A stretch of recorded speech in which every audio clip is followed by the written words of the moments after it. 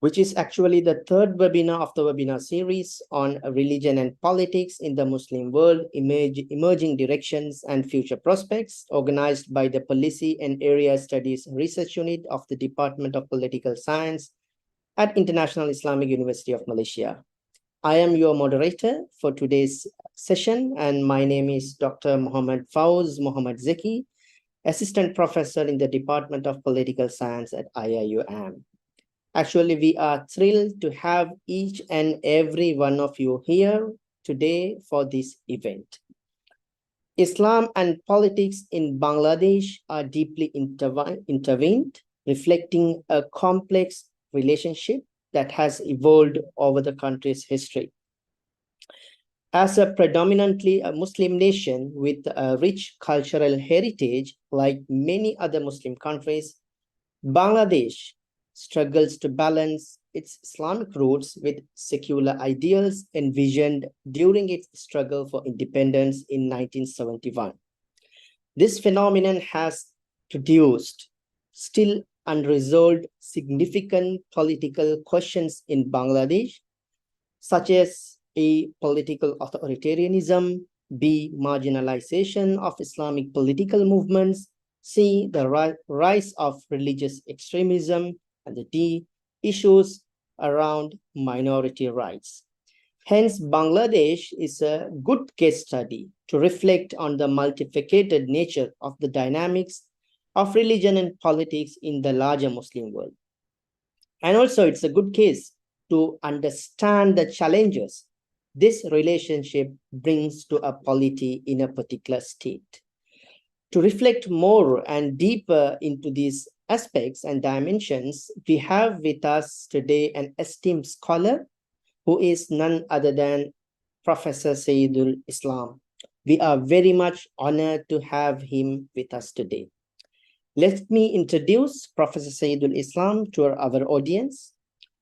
Professor Sayyidul Islam is Associate Professor and the Postgraduate Coordinator of Sociology at Nanyang Technological University, Singapore. He is a former visiting scholar of MIT and a former visiting research associate of the University of Nottingham, Malaysia campus.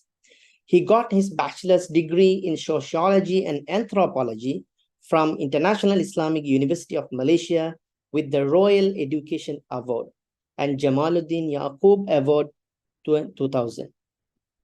And later he received his master's and PhD degrees from York University in Canada with graduate fellowship for academic distinction. His research interests include international development, environmental sociology, and Islam in modernity. He has published 8 books and over 4 dozen articles and book chapters on these topics. He is the co-author of the book Islam and Democracy in South Asia, The Case of Bangladesh, published by Palgrave Macmillan in 2020, and the co-editor of the book, The Jamaat Question in Bangladesh, Islam, Politics, Society in a Post-Democratic Society, published by Routledge in 2023. In 2015, the Canadian Sociological Association recognized Dr. Sayyidul Islam as the most influential young sociologist of the year and awarded him the Early Investigator Award in Ottawa, Canada. He also taught at the College of William and Mary in the United States and Nankai University in China. So we have a discussant for this event. Our discussant is Dr. Zahid Zamri. Dr. Zahid is an assistant professor in the Department of Political Science at International Islamic University of Malaysia. Dr. Zahid is also the head of the Research and Publication Unit in the Center for Islamization at International Islamic University of Malaysia.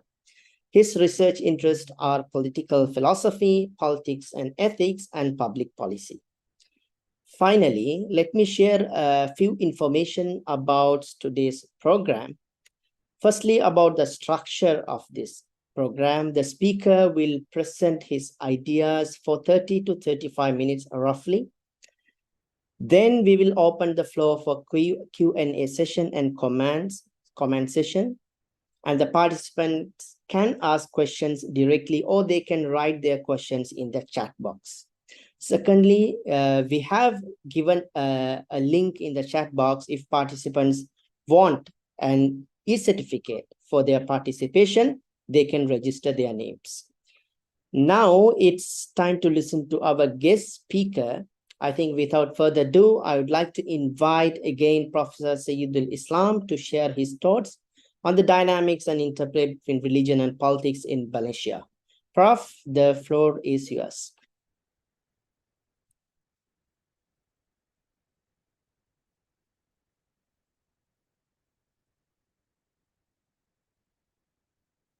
Prof, it seems you are muted, yeah. Can you hear me? Yeah, Prof. Go ahead. And you can also see my slides, right? Yeah. Yeah. Okay, thank you so much for your very kind and long introduction. Okay.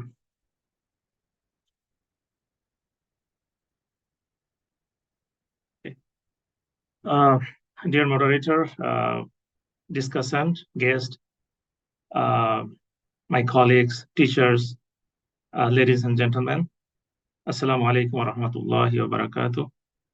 I feel really honored to be here in this seminar series. Perhaps you know that I am a sociologist by training, and secularism is always a topic for the political scientist. So being a sociologist, it's a kind of audacity to intrude into the field of political science. So please forgive my shortcomings. So today I'm going to talk about a very critical topic of today's discussion, which is Islam, democracy, and secularism in Bangladesh, current debates and future dynamics.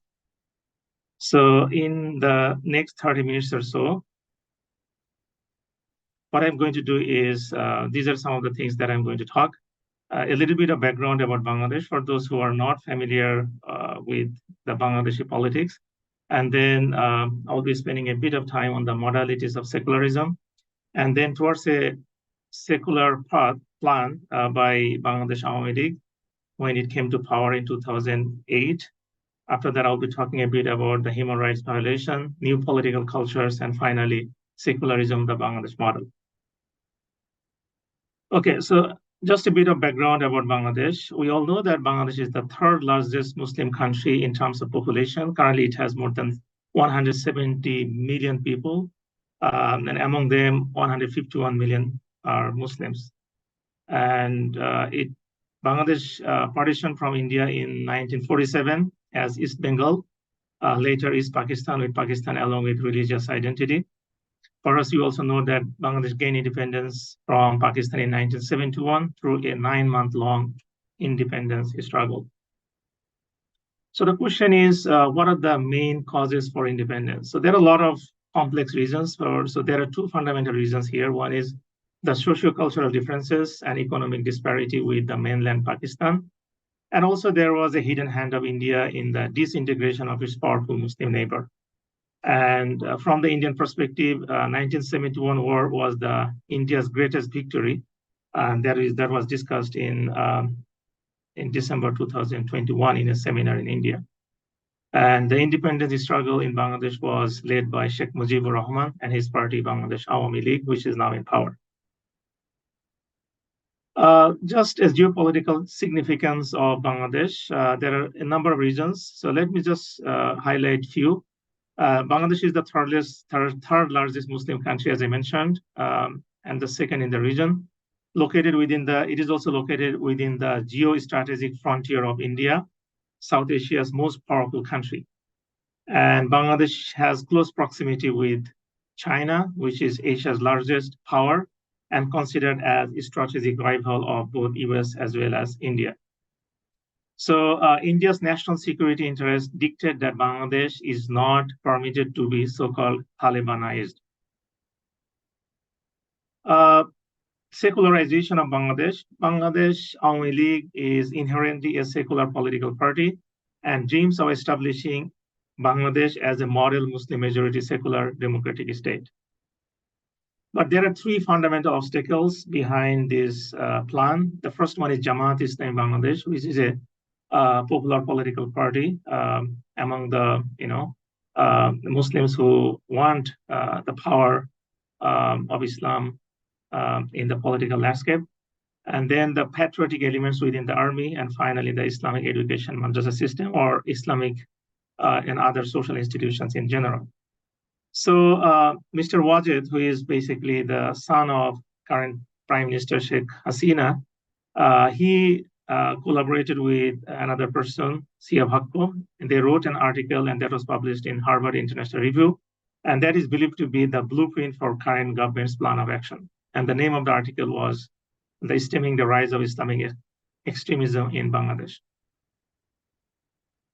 Election was scheduled for January 2007, but it was postponed because of silent coup by foreign power supported by military-backed caretaker interim civil government, which is also known as 111. So election was held in December 2008, where Bangladesh Awami League-led coalition came to power with vast majority. So after that, Bangladesh marched towards the path of violent secularism, something that I'm going to explore today. And we also had a number of elections, especially 2014 and 2018. And all these elections were first boycotted by the major opposition parties. The next election is scheduled for January 7, 2023, just three weeks from now. So now I want to spend a bit of time on the modalities of secularism, just to juxtapose what is going on in Bangladesh. So among various models, I'm not spending much time on it. We can see at least 4 fundamental models in the world as far as secularism is concerned.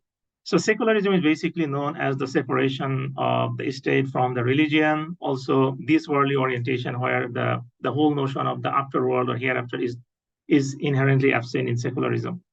So we have Anglo-American model, which is more tolerant and religious friendly regarding religion's role in the public domain. And it's a kind of, a religious pluralism or more tolerance. We also have the French model, which is very hostile to the manifestation of religious symbols in the public sphere and in state institutions.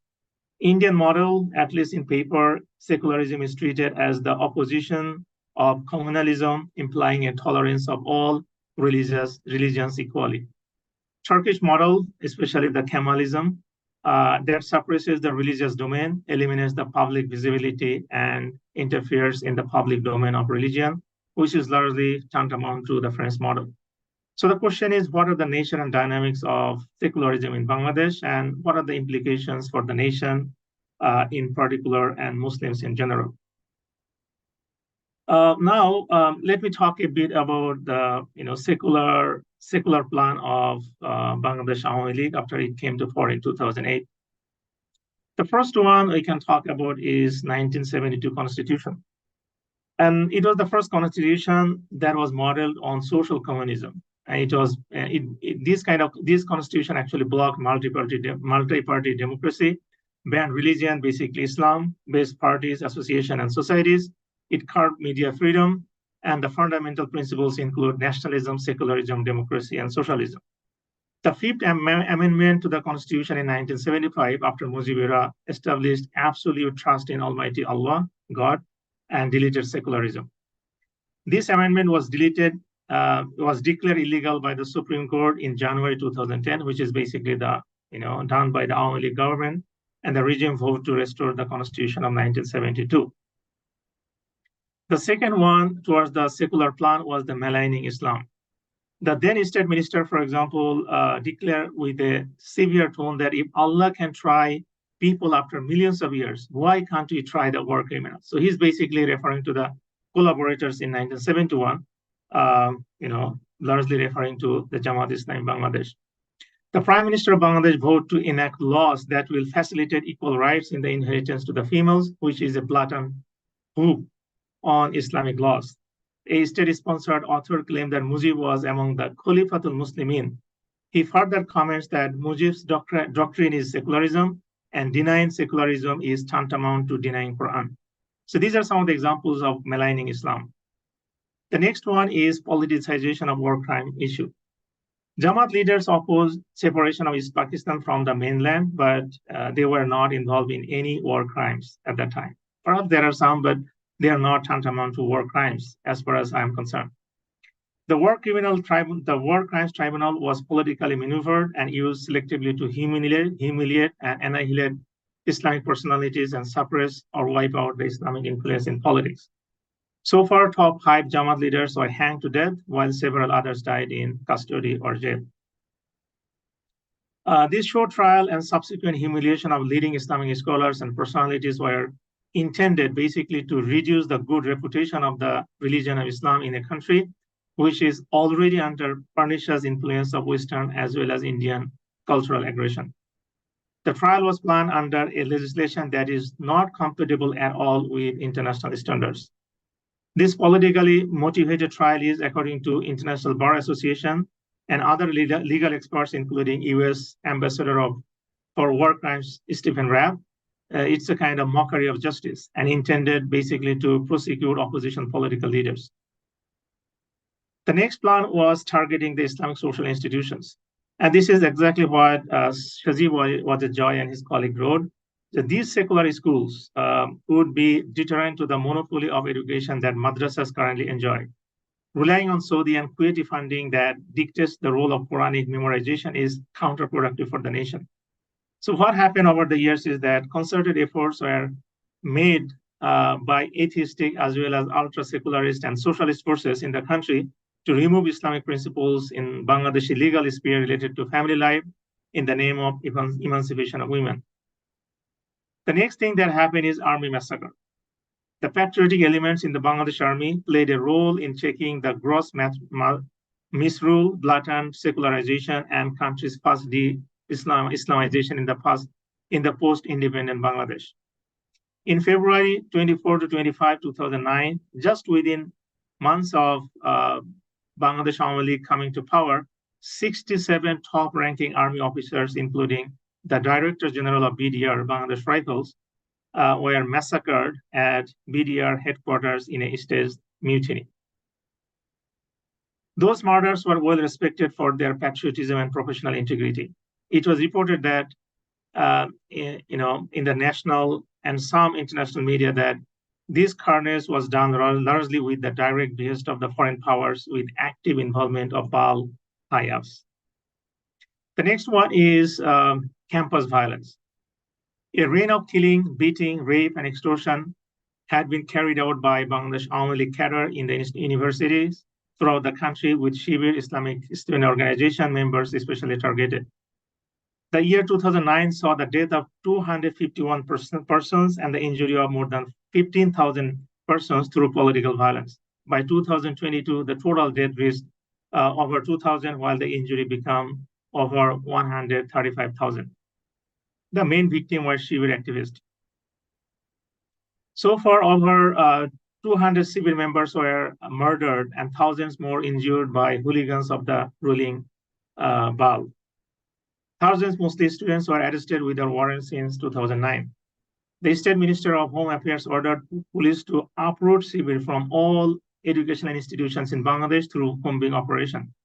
So this is basically the total figure of what happened from 2009 to 2020. And if you can see, Jamaat members murdered 129, students murdered 117, killed in crossfire 86. So altogether, you can see arrested members, female, male. You can also see the total police cases, that is close to 10,000. And the total police case file, that is more than 14,000. And as far as the damage, that includes kidnapping, disappearing, vandalism, loot, and arson, shutting down Jamaat offices, attack loots, and business places, and so on.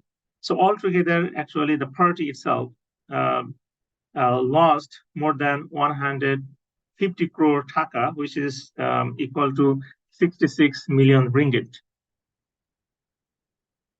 The next one is harassment of women. The government actually detained, harassed, and expelled female students from dormitories solely for wearing hijab or carrying out Islamic books.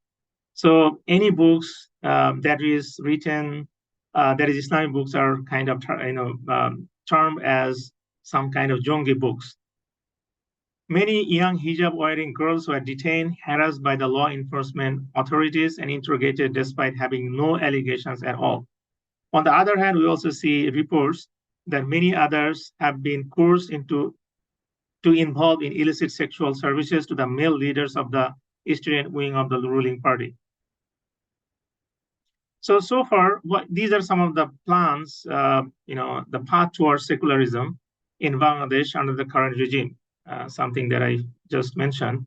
Restoring the constitution of 1972, maligning Islam, politicization of war crimes issue, targeting Islamic social institutions, army massacre, campus violence, harassment of women. There are many other issues, but I am just focusing on these 7 issues in this talk. Now, let me talk a bit about the human rights violations. The first one is totalitarian practices. Actually, the whole regime created some kind of dangerous culture of disappearance, as well as extrajudicial killings. Also, infringement of freedom of the speech and ossifying the dissent voices, interception of opposition programs and tortures on the opposition leaders as well as activities. And the regime actually managed to turn the entire legal system into some kind of mockery of law or justice. So this is the manifestation and the outcomes of the current regime's violence, political violence. From 2002 to 2016, more than 900 extrajudicial killings happened in Bangladesh. Enforced disappearance, which is locally known as GUM, that numbered 274, and 290 people died in jail, largely because of torture. And this is the complete or the holistic picture of the human rights violation in Bangladesh from 2009 to 2021. And the picture is absolutely, heart-wrenching. You can see the total extrajudicial killing is 2,644. You also see the total death penalty, sentenced to death to 2,606. And also there are a lot of violations by Indian BSF, attack on journalists, and that numbered more than 2,000. There are more than 138,000 different kinds of political violence happened during this era. So what is actually exhibited in Bangladesh political landscape? We also see new political culture. So let me focus some of the points here. So we can see some of the traits of this new political culture that is emerging or that is already taking root in Bangladesh. The collapse of meritocracy and the rise of politicocracy. So, for example, the promotion, getting job, promotion, tenure, everything is based on not meritocracy, but some kind of politicocracy, a term that I used, is basically political affiliation with the current regime. We also see political totemism in his Mujibism as a new deity or religion. In his glorifying Mujib, or his family becomes the ultimate way to appease the political leaders and to get promotion and tenure in the country. We also see reductionism and holism that involves holifying 1971 liberation war, mystification of national symbols, projecting Sadhinata as an industry. We also see structural opposition, that means intensification of inner unity through opposing others. Projection politics, basically blaming the victim and sanctifying the oppressors, that becomes a kind of popular and well-established political culture in Bangladesh. And we also see intra-inflicted nationalism. The entire nation has been divided into pro and anti-liberation dichotomy.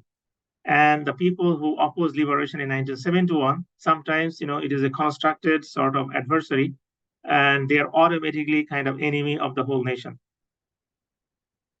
We also see some paradoxes of this new political culture. People are disciplined to become de-disciplined or undisciplined, for example, in campus violence. Breaking the norm becomes the norm. Extortion, bribery becomes very common in Bangladesh these days. One's pleasure or ecstasy emanates from the pain of others.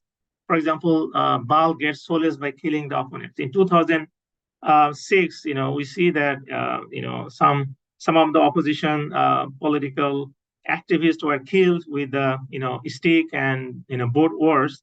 And after killing the people, the Bal activists, they actually gleefully dance on the dead bodies, and that is one of the testimonies of this. One's pleasure emanates from the pain of others.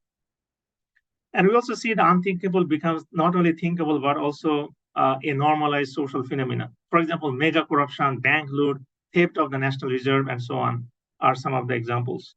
Political pluralism turns into plural politicism or some kind of political racism, meaning that if somebody is critical of the leader of Baal, which is Sheikh Mujibur Rahman, automatically he's become outcast in the country. So that is a kind of political plural politicism, a term that I normally use. People knew everything but being unable to do anything. So that is a kind of, that are some of the paradoxes we can see in these new political cultures. So based on this political culture, we can see that the nation is actually moving towards a kind of risk society that is termed by Ulrich Beck, one of the German sociologists. The nation is taking deliberate risk. Risk is endemic for the people. People's lack of knowledge leads to the mystification of national symbols, for example, Shadinata, national heroes, national identity, as well as national interest. Politicians are making deliberate errors and mistakes and are largely blind about their risk, largely guided by political vendetta, hatred, and revenge. Loss of faith in state institutions are very common. For example, legal system, politics, business, as well as the nation's ability to prosper. These institutions are supposed to guarantee rationality and security, but they fail. So people no longer trust them, but they are forced to rely on these institutions' expert system. So the nation also has experienced the collapse of collective or group-specific source of meaning because of the dichotomy between, pro-liberation and anti-liberation, constructions. So people are not in pressure to conform to the norms, but in pressure to break the norms. So these are some of the manifestation of a risk society that Bangladesh is currently experiencing. So the question is, what kind of secularism Bangladesh is exhibiting? Okay, so we know that there are. We discussed before that there are four kinds of secular, model. We discussed the American model, which is a kind of passive secularism. French model, which is known as the assertive secularism. Indian model, religious pluralism, at least in paper. And we also have the Turkish model, which is known as the ultra-secularism. In case of Bangladesh, I call it the violent secularism, and that has a lot of connotations from other types of secularism, plus its own indigenous dynamics. So in this particular secularism, what we can see is to maintain an extreme rebuff and a total antagonism towards a particular religion, which is basically Islam. This kind of hatred cannot be found in other religions. And so the secularism that we can see in Bangladesh started through an abnormal side, which is extreme opposition to and a deep-rooted desire of annihilating Islam and its symbols. We also see marginalization of Islam through co-option. Some of the Islamic political parties has been co-opted by the regime, and the others are kind of, criminalized through zongification, meaning that they are termed or constructed as some kind of militant, and the total annihilation, for example, through judicial and extrajudicial killing of the Islamic leaders. So zongification of Muslims and Hinduification of the administration and culture. So these are the dichotomous manifestation of the current secularism in Bangladesh.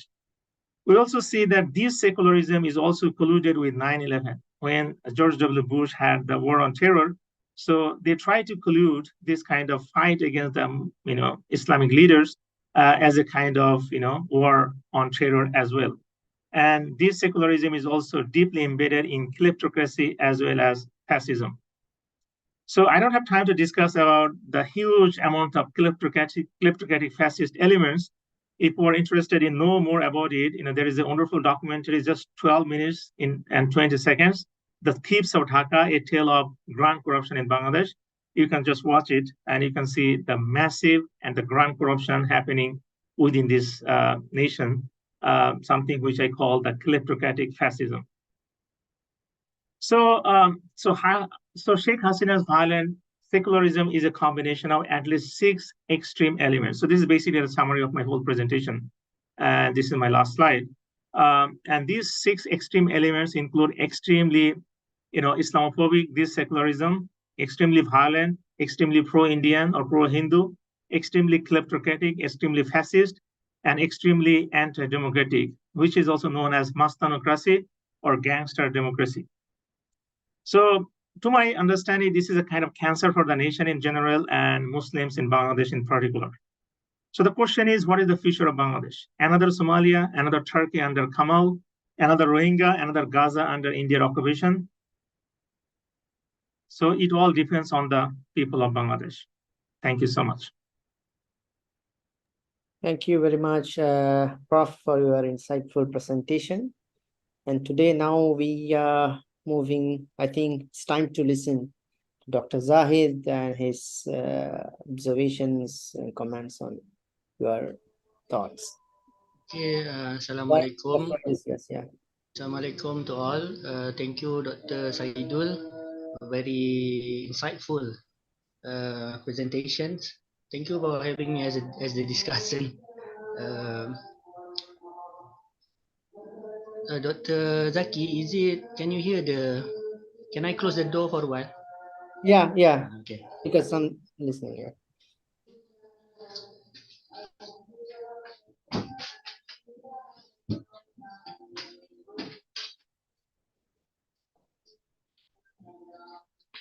I'm still at my office, so it is near the mosque. People are praying Isha. All right. So, yes, I'm amazed, right, with all the facts described by Dr. Saidul. All right. So, recently I have a talk with I think you know him, Prof. Rashid, right? Because his office just next to my office, only separated by one door. So every day I see him every day. Okay, so he told me about Bangladesh that, yeah, very in line with what Dr. Saidul mentioned just now. Okay, so it is very interesting to see that, uh, Dr. Saidul is trying to distinguish. Yes, it is, and it is true that the Bangladeshis model of secularism is different with other nations, the Anglo-American model, French model, Indian model, Turkish model. So we can see here different countries, they have different, right, unique model of secularism. And yes, it is very crucial to study, and I think this is very unique. First of all, as we know, majority of the people there in Bangladesh, they are Muslims, but Bangladeshis, they face this problem, and that's something that we may want to ponder on, right?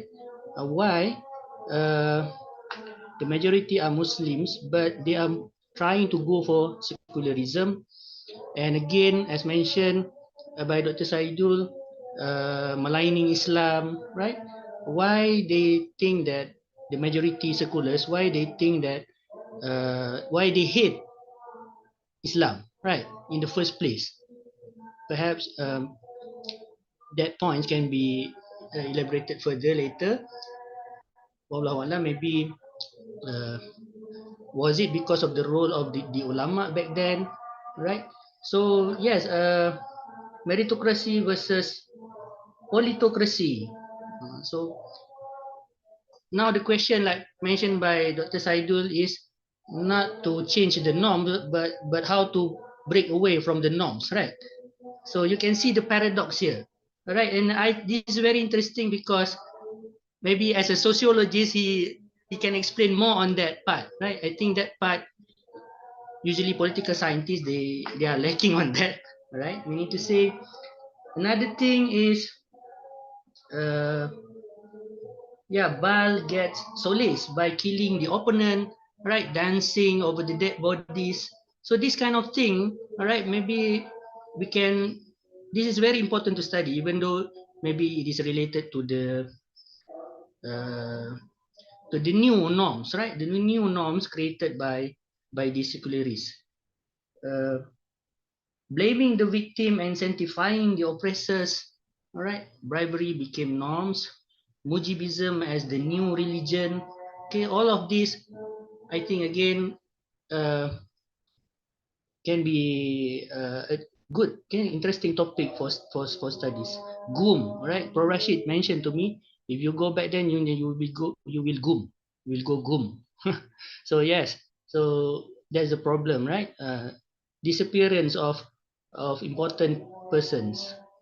mystification of national symbols, Swadhinata. So I think on this part, it is much more related to the how how the government control the discourse, right, including the national symbols, the governmentality, right? Uh, Army massacre, campus violence, harassments of women, all of this, yes. But what I think is the interesting part, Dr. Saidul mentioned about the three parts that actually managed to impede the process of secularization. Number one, the Jamaat. Number two, the patriotic elements in the army. So it very surprising they can even attack the army, right? Because usually we think that the army is the strongest body, governmental body, right? Number three is the madrasah system itself. So this is very interesting again to see. So I think yes, Dr. Saidul, uh, an eye opener for non-Bangladeshi like me and perhaps other audience, and maybe uh, our friends here perhaps can add more. And Bangladeshis, we have Dr. Monir Zaman here, right? First-hand experience perhaps. Right. So that's all from me. Thank you. Thank you, Dr. Zahid. Prof. Munir, I think it would be nice if you can contribute a little to this discussion. Assalamualaikum warahmatullah. Good to see you, Dr. Saidul. Yeah, And good to see you too. congratulations again on your new book. It is a good read. And I. And you are also a part of it, so you're not. Congratulations to you too. Yeah, thank you. Hope that we can even think about taking some other project like that in the future. The discussion today, definitely, I mean, the topic is very wide and very big. The time is too short to list all the things that anyone can tell about or wants to tell about. But in a very nice way, Dr. Saidul has prepared the list of what are the things that have been happening to Bangladesh over the past 50 years or so in terms of secularizing the country and in terms of fighting the Islamic religion. There are many other things can be added, definitely, because simply the factors are so many. You can't even finish listing all those different factors. And the politics in Bangladesh has become so out of definition of any politics or any type of political ideas that I say that politics in Bangladesh cannot be defined by the political science concept. It's something very much different. So therefore, it's very difficult to characterize the many dimensions of politics in this country. On the issue of secularism, I do agree with Dr. Saidul, his observation and very systematic observation and classifications of the practice of secularism in the country over the years, over the decades. But one thing I probably can indicate or point out that if we look at secularism during Sheikh Mujib time and secularism during Hasina's time over the past 1.5 decades, there is a big factor. There is a difference with a big factor. Like during Sheikh Mujib time, his secularism was very much influenced and dominated by the communist parties and communist ideology of the time. He was very much overwhelmed by the communist parties and the communist ideology in the early 1970s.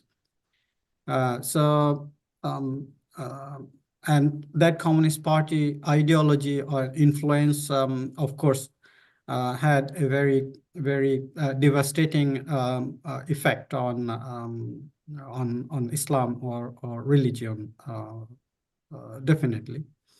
But in Sina's time, over the last 1.5 decade, I think how secularism is very much influenced and defined by India and Hinduism. During her time, the influence of Communist Party or the communist ideology is very much less. So these are the two big differences probably we can think about. And if I'm correct, then the current modalities of secularism in Bangladesh can be explained from a much bigger perspectives, taking into a bigger picture of the subcontinental politics, which I feel that, probably Dr. Saidul or someone else can even give another talk on that, what Hasina's government or Hasina's secularization politics has been doing to Bangladesh is actually a preparation for Hinduization of the country in the next few decades or so. I personally feel that there are two parallel things are going to happen over the next few years, like by 2047, 2048. One is in the case of Palestine-Israel conflict, Palestine will be completely eliminated, wiped out from the picture by 2048. That's the 100 years of establishment of Israel. And then also Bangladesh will be virtually taken over by India, or if not administratively, if not physically, by culturally, economically, and ideologically by 1947. That is again 100 years of the partition of Indian subcontinent. I have this hunch that something big is going to be happen, and what Hasina has been doing in the name of secularism or Bengali nationalism is actually preparation for the background preparation of that which is going to come. And we have evidence.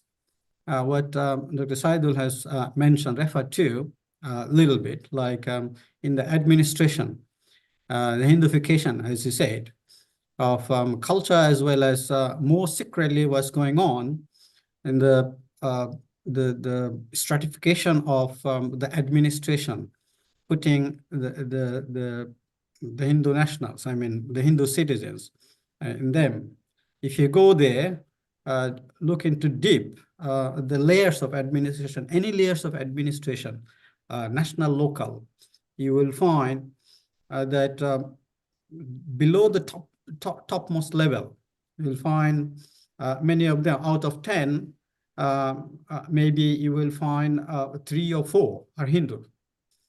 And key posts and executive posts in which are not directly visible, those posts, many of those are actually taken to are given to the Hindu citizens.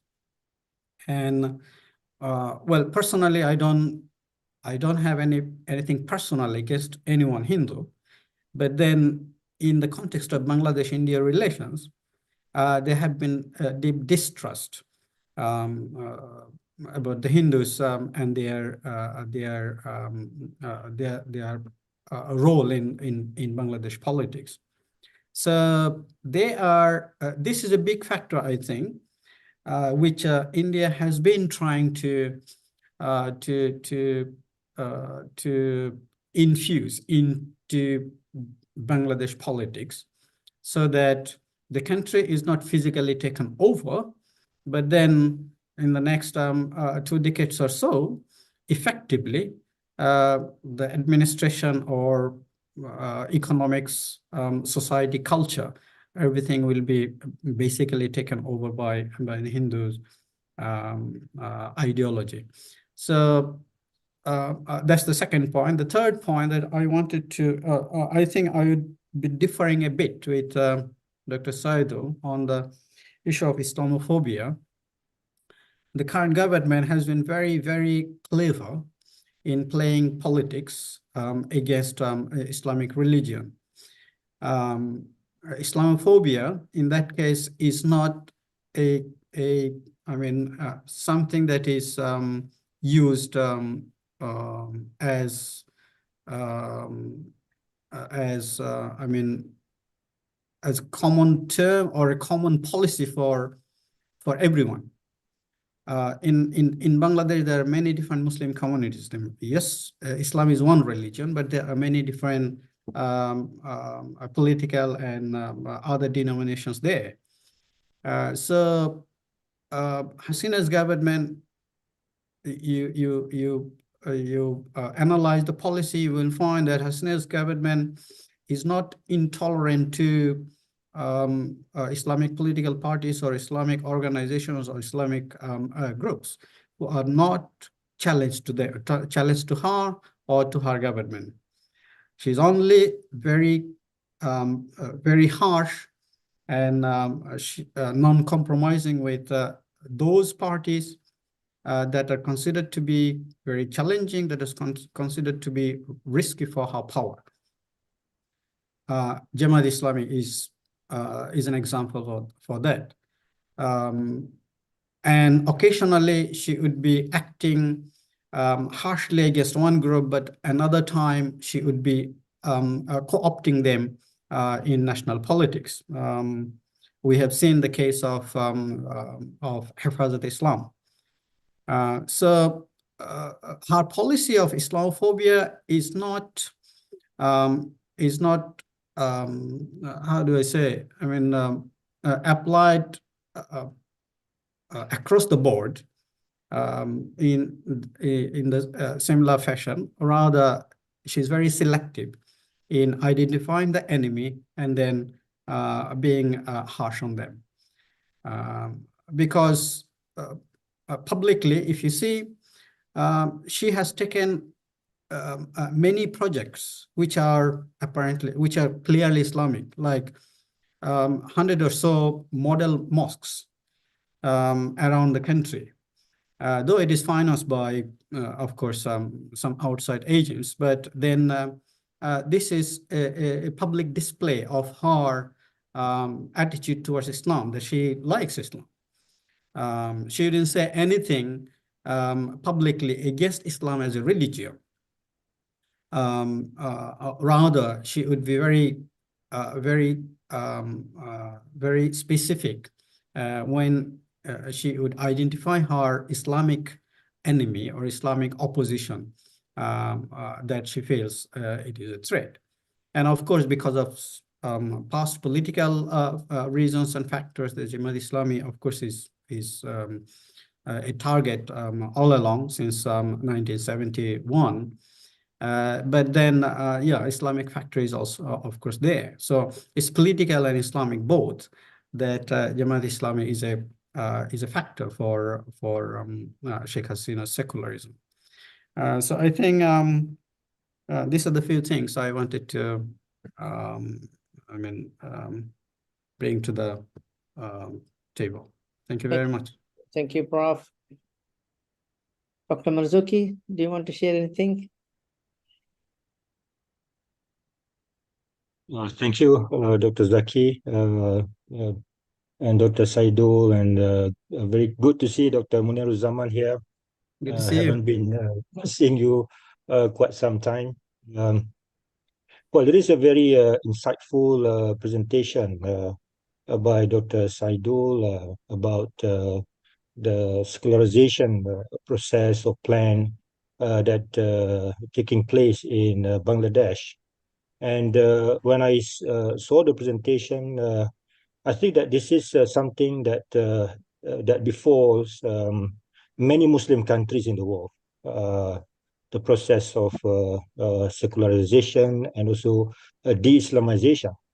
We can see in Egypt, we can see in Turkey, we can see many other, even the Arab countries or the Arab monarchs is being secularized. And I can also see some parallel of what is happening here in Malaysia.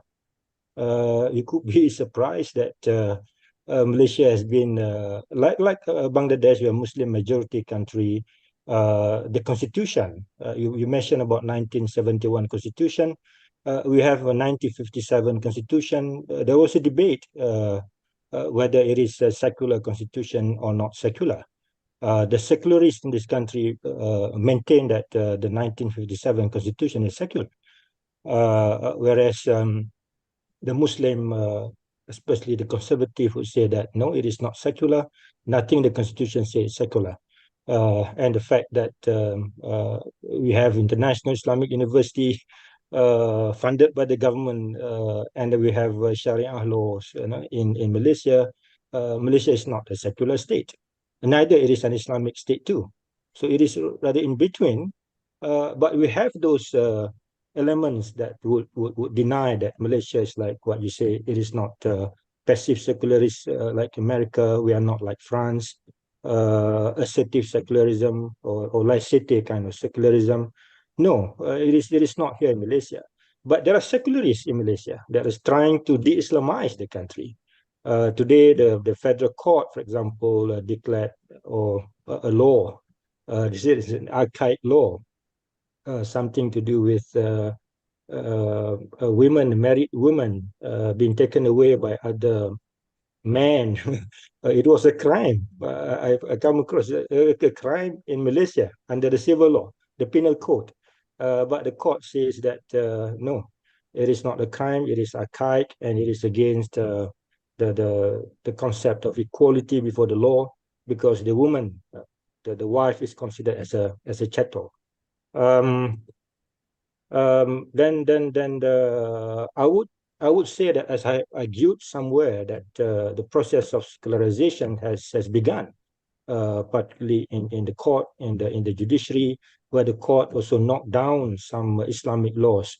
Established Islamic laws in this country for decades has been declared as unconstitutional by none other than the federal court. So the process of de-Islamization and secularization is happening in this country. So to me, Malaysians should look at Bangladesh and try to learn from Bangladesh why it happened there, and try to think of how to stop that process of secularization and de-Islamization from happening here. I think that is more important. Yeah, well, I don't know whether people agree with me or not, but we cannot be so complacent in this country, because there are secular forces out there, and they are quite, like Dr. Munir mentioned just now, they are holding key positions in this country. So I think, well, Malaysia has been an Islamic country, even though you don't want to say Islamic state, but it is a Muslim country, where Muslim or Islam has a special place in this country and in the constitution. But if that can happen in Bangladesh, it may happen here in this country too.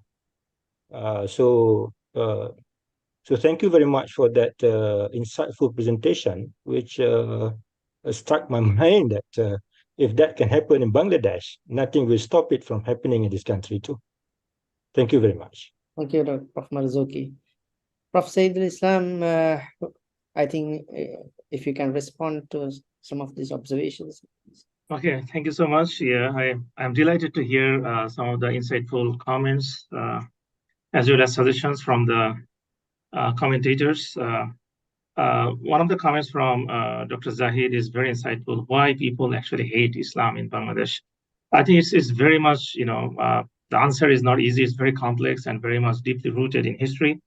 Actually, we know that when British came to the subcontinent, it was a Muslim kind of regime. They ruled for more than 800 years. So, they totally changed the educational system. So basically, they created some kind of colonial mind, something that we are still dragging and following in Bangladesh.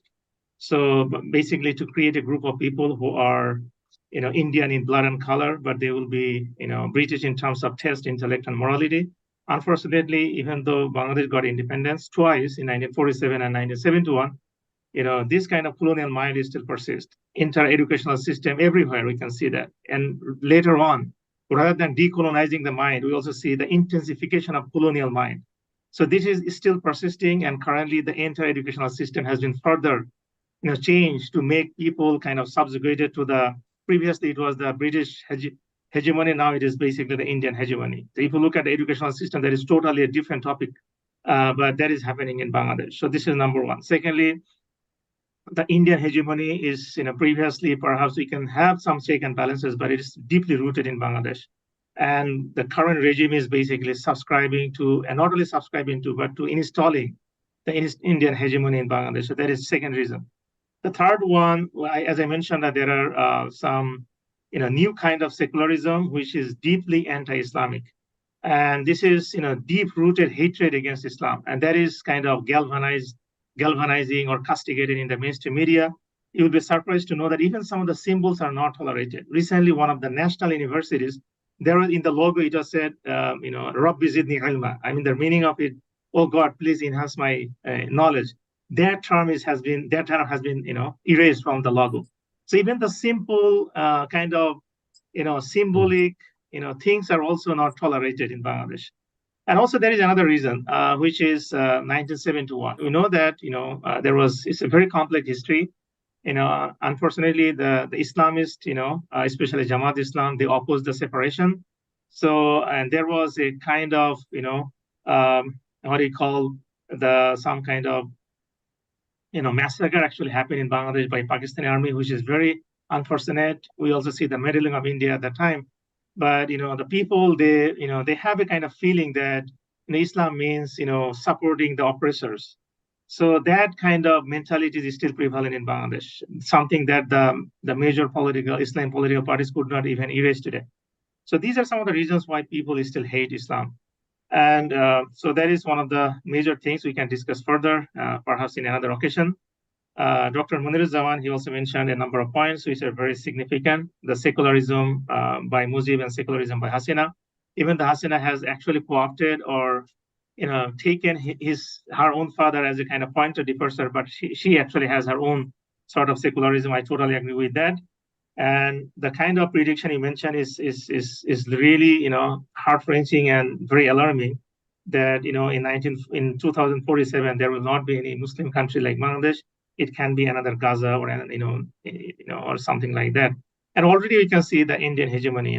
To some extent we can see Bangladesh is nothing but some kind of colonial, some kind of colonial territory of India. If we can explicitly talk about it.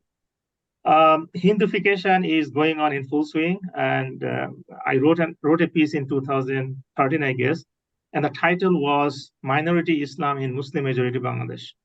So I actually signaled that this kind of things are happening, and it is now happening in full swing. And sometimes, I totally agree with you, Dr. Munir, that Hasina is sometimes using Islam, but she is not tolerating if Islam is posing as a kind of political threat. But she is also co-opting with some of the Islamic elements that can facilitate her own desire and Indian hegemony in Bangladesh. There are a lot of ulama, a lot of groups who wants to get just very cheap sort of access to power, and she can very easily use them. So using all these different political parties are not the genuine interest in establishing Islam, but using Islam as a kind of semantic cover to facilitate her own political ambition as well as Hinduification or Indian hegemony in Bangladesh. So the question is how we can get rid of all this. I think that is also another discussion, but I can signal two things. One is we must decolonize our mind. Okay, so we have nationalists, secularists, Islamists. I think they need to come together, and they need to bring forward some kind of civilized politics in Bangladesh to decolonize our minds. Secondly, scholars and religious leaders, they need to have more moral guidance and, exert influence on the people. The good thing is that the majority of the people in Bangladesh love Islam, and they want to see Islam as a kind of major influencing, entity in the social and political landscape in Bangladesh. So with that, I think decolonization of mind should be one of the major, struggle from now on. Secondly, we also need to have some kind of intellectual shakeup from secular materialistic worldview to some kind of cultural heritage of the Muslims that we had in Bangladesh, as well as in the subcontinent, from divisive anti and pro-liberation kind of politics to a group solidarity, from short-term quick fix or sudden money-making apparatus through corruption, to some kind of long-term interest, sustainability, social cohesion, family values. So all this can be implemented or bring for the nation. And also, there is a need to have a kind of departure from spiritual arrogance to some kind of spiritual intelligence. And I'm sure that this is something that Allah subhanahu wa ta'ala says in the Quran, that I think that is mentioned in Surah An-Najm, ayat 39. Allah said, and that man will only have what he strives for. So if we strive for, obviously, there is a hope for change in Bangladesh. We shouldn't think that, and a small group of people cannot change the society. It is, in fact, in the human history that always it is a small group of people with dedication, with commitment, with sincerity. If they can work for the betterment of a society, obviously they can change the whole society. So let's hope and pray that, a new days will be coming for Bangladesh, and we are not going to face some kind of, Gaza or Palestine-like situation, and that many scholars are projecting today. Assalamu alaikum wa rahmatullah. Assalam. Thank you very much, Dr. Saiful Islam. Now I think we have reached the final moments of today's webinar, and I thank all participants for joining us today for this insightful webinar on Islam, secularism, and democracy in Bangladesh.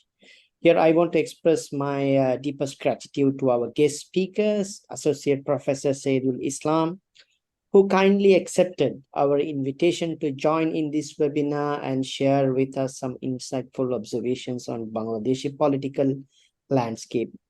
We hope to benefit from his knowledge in future, inshallah. And also a big thank you for all our incredible audience and our lecturers here for their engagement and thoughtful question and comments. In addition, I would like to remind that we have another webinar coming up on 29th of December this month on Islamic political thought in the Malay world. And the speaker of the event will be Dr. Daniel Yusuf, Associate Professor in the Department of Political Science at International Islamic University of Malaysia. And I invite you all to join in that event as well and share your critical observations. With this information, I conclude this webinar by reciting Dua al-Kafara.